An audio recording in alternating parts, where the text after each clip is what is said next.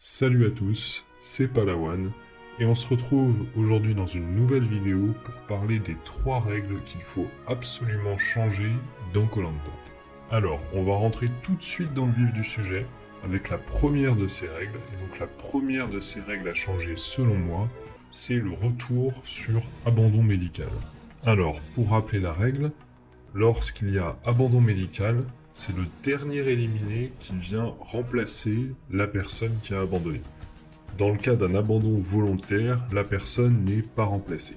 Alors, pourquoi faudrait-il changer cette règle et donc ne pas remplacer les abandons médicaux?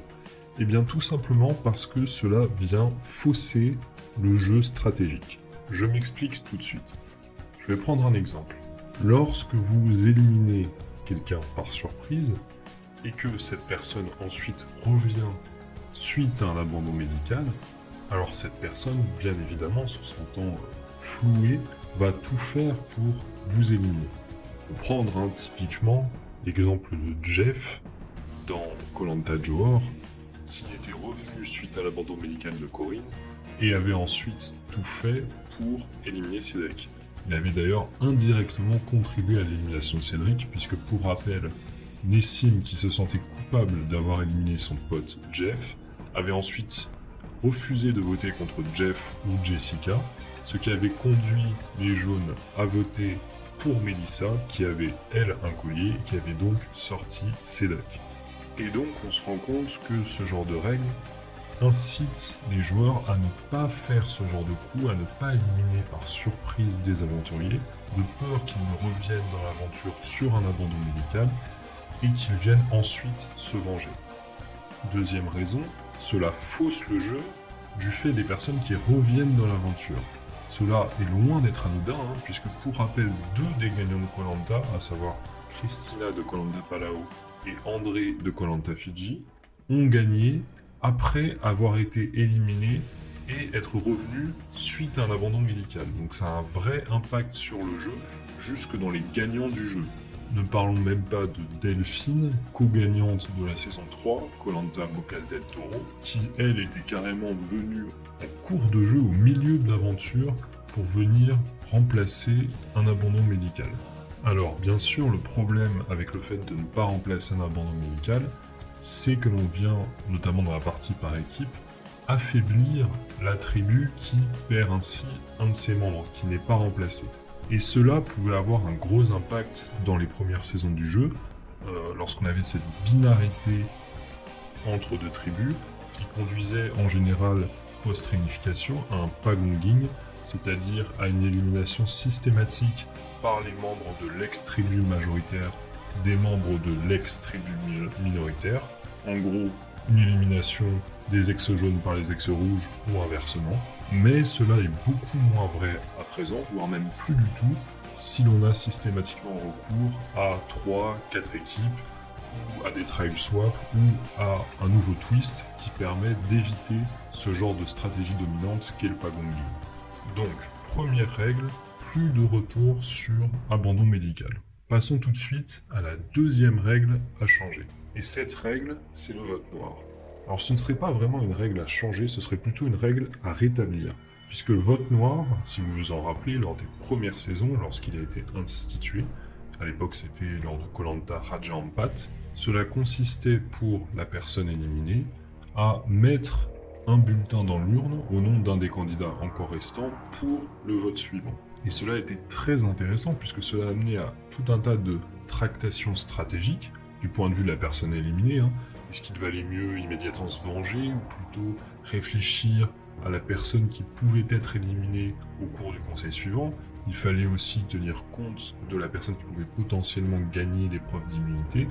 Donc cela créait tout un tas d'interrogations pour la personne devant mettre ce bulletin dans l'urne, mais également pour les aventuriers encore en lice, puisque la question était: quel est le bulletin qui est dans l'urne? Quel est ce fameux vote noir? C'était une vraie question qui pouvait amener à tout un tas de stratégies, notamment au moment de la réunification, où les 2 tribus s'interrogeaient sur le vote noir de l'autre tribu. L'idée étant que l'on pouvait cibler la personne qui avait le vote noir dans l'autre tribu. Donc on s'en rend compte, cela favorisait grandement le jeu stratégique. La nouvelle règle, pour rappel, c'est un simple double vote accordé par la personne éliminée à la personne de son choix. Donc on perd toutes ces tractations stratégiques et tout ce qui faisait vraiment la spécificité du vote noir, puisqu'on accorde simplement un nouveau pouvoir à une personne en jeu. Un point intéressant, c'est que le vote noir n'existe pas dans la version Survivor, donc la version américaine de l'émission. En revanche, le double vote, lui, existe, et même légion dans cette version. Donc on se rend compte qu'on a perdu l'une des spécificités de Koh-Lanta par rapport à Survivor, dans le jeu stratégique, ce qui est relativement rare pour être souligné, et c'est franchement dommage. Donc la deuxième de ces règles à modifier serait tout simplement rétablir l'ancienne règle du vote noir. La troisième règle à modifier, et c'est pour moi la plus importante, celle que je voudrais que ALP modifie dès la prochaine saison, c'est la cessibilité du collier d'immunité. Alors, pour rappel, lorsque le collier d'immunité a été introduit, seule la personne l'ayant trouvé pouvait le jouer. Alors ça ne posait pas de problème, mais cela limitait très fortement le jeu stratégique. Donc, il y a quelques années de ça, la production a décidé d'introduire la cessibilité, donc le fait de pouvoir donner le collier à quelqu'un d'autre. Alors sur le plan stratégique, cela peut sembler génial, hein. On a eu des coups stratégiques d'ailleurs géniaux avec ce principe-là, les principes de troc stratégique, on l'a vu notamment avec Sandro et Mathilde lors des ambassadeurs de Koh-Lanta Cambodge, où Sandro avait négocié le collier de Mathilde en échange de l'élimination d'un aventurier de son équipe, à savoir Yacine, alors même qu'il avait de toute façon l'intention de l'éliminer. C'était un vrai bon coup stratégique à base de collier. Mais pour un coup comme cela, combien de colliers cédaient une fois les aventuriers, les possédants, éliminés?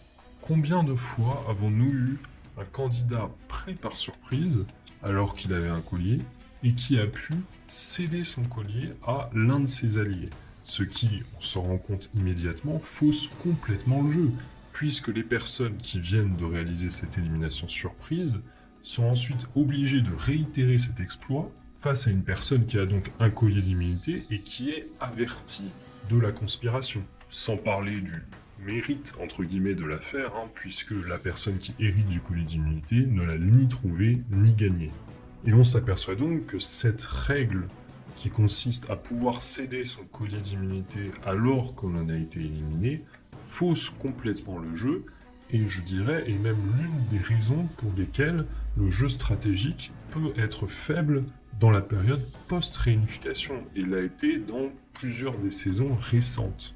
Alors, on pourrait penser, pourquoi ne pas simplement interdire aux candidats de céder leur collier d'immunité une fois qu'ils ont été éliminés? Mais ça ne ferait sans doute que déplacer le problème, puisque des candidats un peu malins pourraient se dire qu'il y a des moyens de contourner cette règle. Je m'explique tout de suite avec un exemple. Imaginons que vous êtes en danger potentiel, vous n'en êtes pas certain, et vous n'avez pas l'intention de jouer votre collier d'immunité. Mais, pour être sûr, vous préférez prêter votre collier d'immunité le temps du conseil à l'un de vos alliés, un de vos alliés par exemple qui aurait gagné l'épreuve d'immunité, afin d'être certain qu'il ne se fasse pas sortir, et si d'aventure vous vous faisiez effectivement éliminer par surprise, vous auriez donné le collier sans pour autant l'avoir donné une fois éliminé. Donc vous auriez pu contourner les règles tout en gardant finalement ce collier en jeu pour l'un de vos alliés. Mais je ne pense pas que la solution soit pour autant de revenir à la première règle, c'est-à-dire les colliers ne peuvent être joués que par les personnes qui les ont trouvés. Pour trouver le bon compromis, je pense qu'il faut se tourner une nouvelle fois vers la version américaine. Alors la version américaine Survivor a tous ses problèmes, je trouve, notamment dans la gestion des colliers ces dernières années, qui a été pour moi très mauvaise, catastrophique. Mais pour ce qui est des règles de base, je trouve que ce sont les meilleures. Et je vais les expliquer tout de suite pour ceux qui ne suivraient pas Survivor.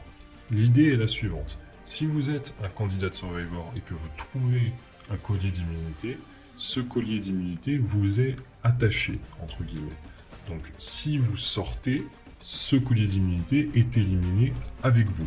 Mais la subtilité est la suivante. Au moment du conseil, donc exactement comme dans koh après le vote, mais juste avant le dépouillement, vous pouvez jouer ce collier d'immunité pour vous-même, mais également pour l'un de vos alliés. Et c'est là tout l'intérêt du jeu, c'est que vous pouvez jouer le collier d'immunité pour n'importe qui, pour vous-même ou pour quelqu'un d'autre, mais si vous êtes éliminé sans l'avoir joué, alors ce collier est perdu.